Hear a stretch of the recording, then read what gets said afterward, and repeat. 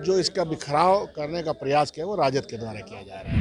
हमारे वो तमाम लोग जो राजनीति में हैं और जो इलेक्शन की पॉलिटिक्स में हैं, उनको समाज के साथ गहरा रिश्ता रखना पड़ेगा। तो इतिहास पिछले 20 साल के इतिहास में अगर देखिएगा राजद के, तो जब संख्या बल आ जाता है तो वो आँख नहीं लगाते हैं, और जब संख्या बल कम हो जाता है तो कहते हैं कि अलायंस कर लीजिए। संगठन को मजबूत करने के लिए कांग्रेस लगातार जो बैठक है वो कर रही है। इसके साथ ही बात की जाए तो प्रदेश में कांग्रेस को कहीं ना कहीं कहा जा रहा है कि राजद वैल्यू नहीं दे रही, नहीं लगा रही। हमारे साथ शकील अहमद जी हैं। कैसे देखते हैं एमएलसी चुनाव अब नज़दीक है, उपचुनाव में भी दरकिनार कांग्रेस को कर दिया गया, चूक कहाँ हो रही है कांग्रेस से? नहीं, इसमें हमारी कोई चूक नहीं। हम तो धर्मनिरपेक्ष गठबंधन का जो धर्म है उसको निभाने का प्रयास करते हैं। जिन लोगों को धर्मनिरपेक्षता से दिक्कत है वो लोग अलग अलग जगाए हुए हैं। हमारे सामने जिस तरह का चैलेंजेस भारतीय जनता पार्टी ने पोज किया है देश और समाज के सामने, उसके खिलाफ तो व्यक्ति, समूह और पार्टी जो ये बिलीव करती है या कहती है, दावा करती है, उन सबको साथ में लड़ना चाहिए।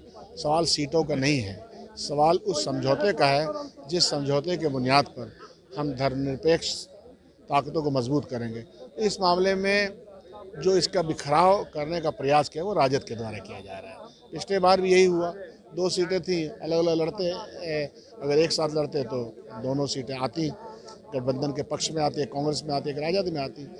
तो उनका प्रयास है, और ये मैं देखता हूँ कि जब कभी संख्या बल उनके पास आ जाता है तो इतिहास पिछले 20 साल के इतिहास में अगर देखिएगा राजद के, तो जब संख्या बल आ जाता है तो वो आँख नहीं लगाते हैं, और जब संख्या बल कम हो जाता है तो कहते हैं कि अलायंस कर लीजिए।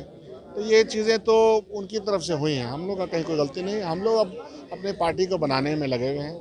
हम प्रयास करेंगे, प्रयास करने पे हम अपनी कनेक्टिविटी लोगों तक बनाएंगे, लोगों तक जाएंगे। हमारा जो अपना सामाजिक समीकरण है उसको जोड़ेंगे, उसको मजबूत करेंगे, तो आज न कल तो हम आएंगे। कौन से सामाजिक समीकरण की बात कर रहे हैं? कांग्रेस में क्या लगता है कि किस तरीके का आप सामाजिक कांग्रेस पार्टी को समाज का जो 100% है, हर जाति के लोग उसमें समाहिता हो, किसी एक का वर्चस्व ना हो, और पार्टी के अंदर का जो स्ट्रक्चर है टॉप टू बॉटम, जिला अध्यक्ष से लेकर ब्लॉक अध्यक्ष से लेकर के प्रदेश से लेकर के समाज के हर वर्ग के समाहिता इज्जत के साथ होनी चाहिए। कितना प्रतिशत में रखना चाहते हैं शकील अहमद? कैसे स्ट्रक्चर को देख रहे हैं? देखिए, स्ट्रक्चर में 5 वर्ग है mainly. Upper caste 15%, 52% OBC EBC है, SC ST एंड माइनॉरिटी है। उसी तरह से बढ़ जाना चाहिए। पार्टी के अंदर भी 15%। अच्छा शकील जी, सबसे बड़ा ये सवाल है कि कांग्रेस जो है वो 2 सीटों पर लड़ती है तो उनका वोट बैंक नज़र नहीं आता। तो आप कहते हैं कि हम मजबूत हो रहे हैं, तो 2 सीटों पे आपने लड़ा, इतनी कम वोट आई, तो उसका फिर कारण क्या रहा? ये सामाजिक जो स्ट्रक्चर है वही नहीं, उसके कई कारण हैं। हमने मेहनत नहीं की। हमको जहाँ जहाँ चुनाव लड़ना होता है वहाँ के लीडरान जो होते हैं वो लोगों के साथ कनेक्टिविटी नहीं बना पाते हैं, उनकी दिक्कतों में शामिल नहीं हो पाते हैं, तो जाहिर सी बात है कि उसका असर वोट पे पड़ता है। हमारे वो तमाम लोग जो राजनीति में हैं और जो इलेक्शन की पॉलिटिक्स में हैं, उनको समाज के साथ गहरा रिश्ता रखना पड़ेगा। एक आखिरी सवाल, एमएलसी चुनाव को लेकर कहा गया है कि 2400 सीट पर कांग्रेस तैयारी कर रही है, इसका फलसफा क्या रहेगा? फलसफा कुछ नहीं है। हमने कहा ना कि हम ऐसा मानते हैं कि भारतीय जनता पार्टी ने जिस तरह का थ्रेट देश और समाज के सामने दिया है, बिखराव का, नफरत का, और उसके अलावा उनकी जो इकोनॉमिक पॉलिसी है वो देश और समाज के लिए ठीक नहीं है। ऐसे समय में सबको एक साथ रहना चाहिए, ये हमारा ध्येय है। इस ध्येय को किसने धता बताया है? तो जब उन्होंने धता बता दिया है तो हमारे सामने विकल्प हैं खुले हुए, हम उस विकल्प की बुनियाद पर चुनाव में जाएंगे।